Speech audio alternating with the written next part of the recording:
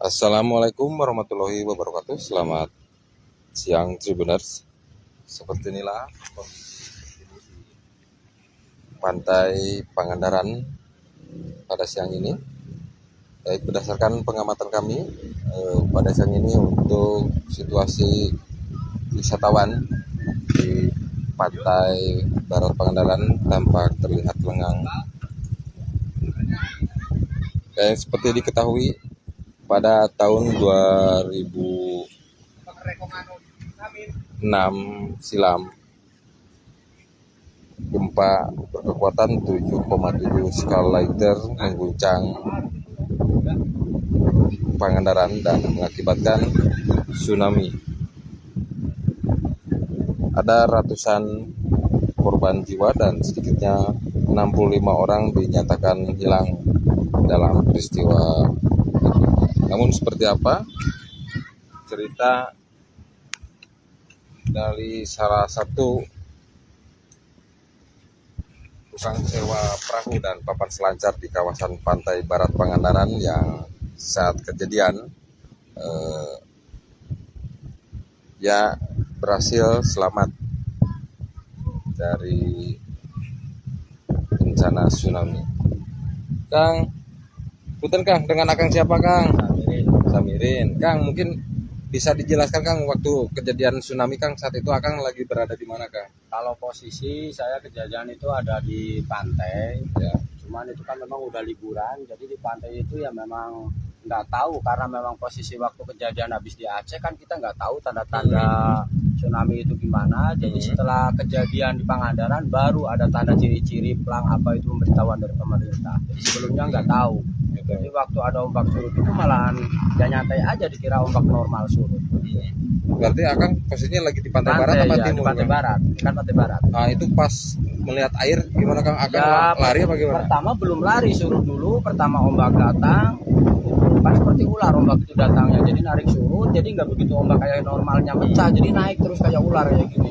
Nah, pengempas pertama itu ombak kan 3 kali. Pertama pecah itu ngabisin perahu yang ada di pantai. Ya semua yang ada di pantai itu posisi habis. Nah, terus narik lagi. Yang kedua menghantam ke perhotelan di sana habis semua. Jadi nyampe ketiga kalinya yang paling besar itu yang kedua kali.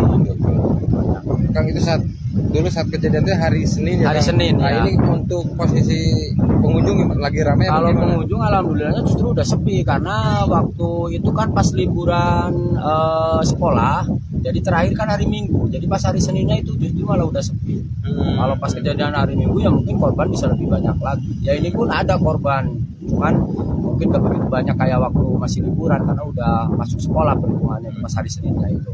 Nah, Kang juga kan sewa perahu juga Kang ya? Ya.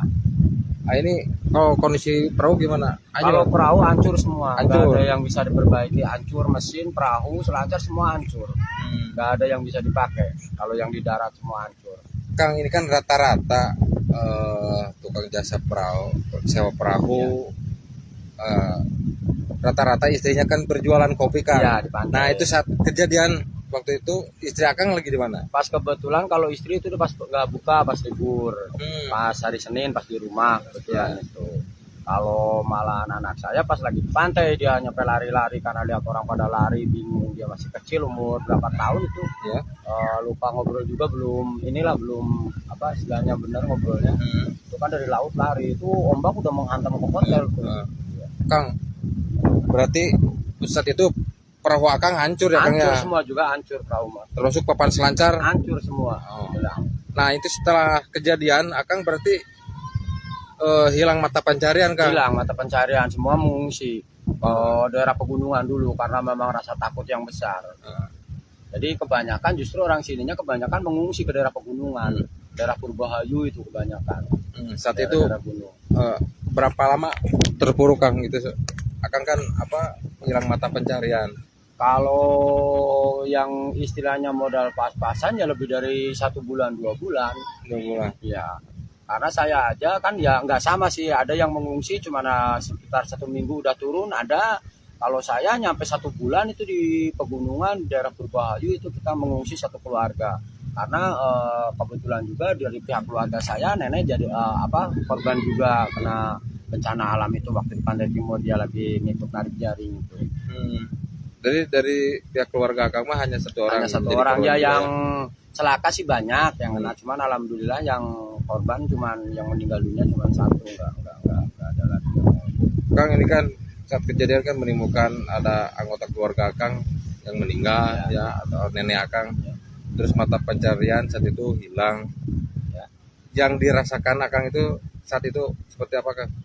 Jadi kalau semenjak hari habis bencana alam itu yang penting kita itu bisa buat makan aja ya, istilahnya buat makan ya, keluarga kumpul. Jadi kita juga ke pantai juga belum normal. Nah setelah mungkin yang ada lah istilahnya, kan ada sebagian yang punya modal double kayak perahu apa bisa langsung beli. Itu kan kebetulan memang habis tsunami itu justru ikan malah ke pinggir. Jadi kita walaupun takut ombak besar gimana, kita ke tengah cari ikan, mancing apa.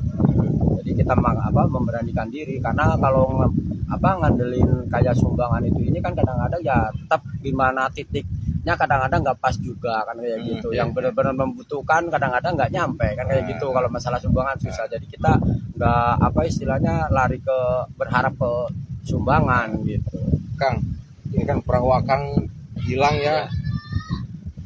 Akang bisa memiliki perahu lagi butuh berapa bulan, Kang, atau berapa tahun? Oh lama, kalau itu nyampe mungkin 1 tahunan itu baru bisa pada punya.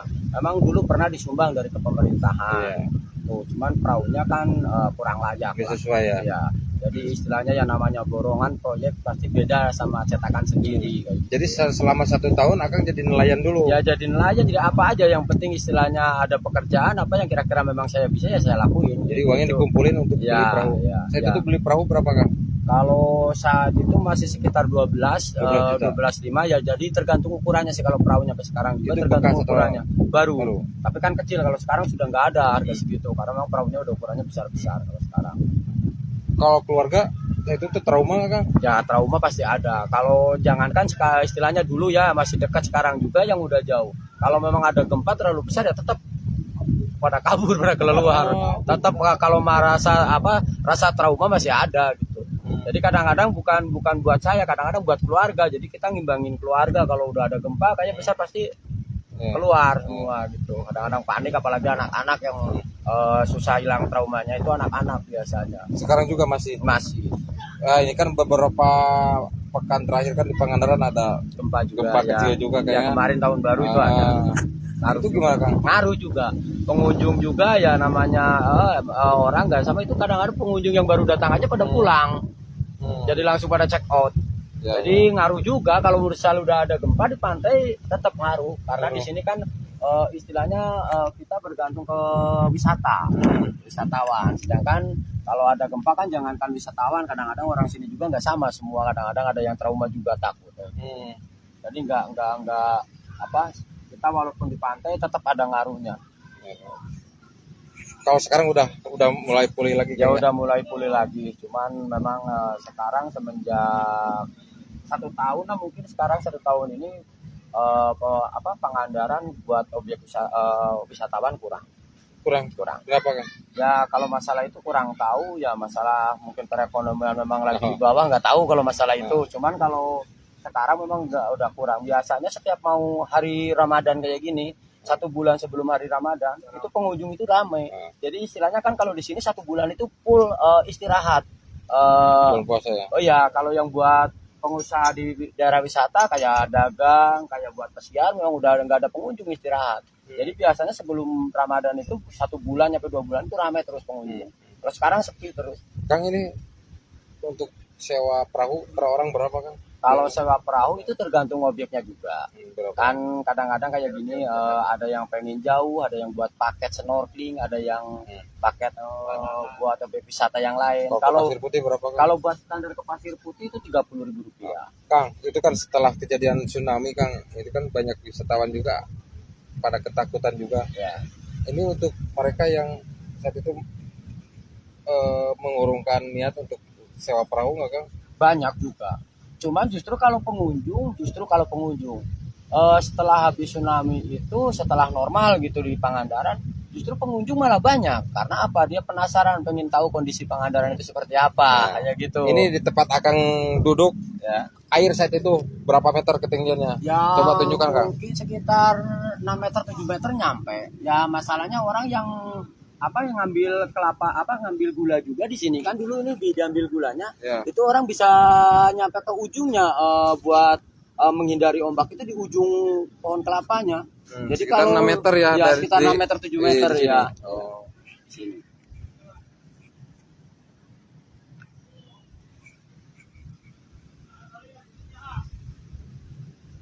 Jadi kalau bangunan-bangunan ini semua juga baru.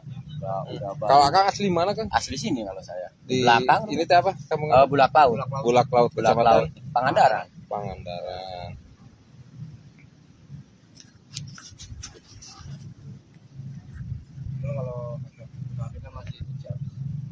Oh ya, masih gabung Ciamis ya? Ya, masih gabung ya.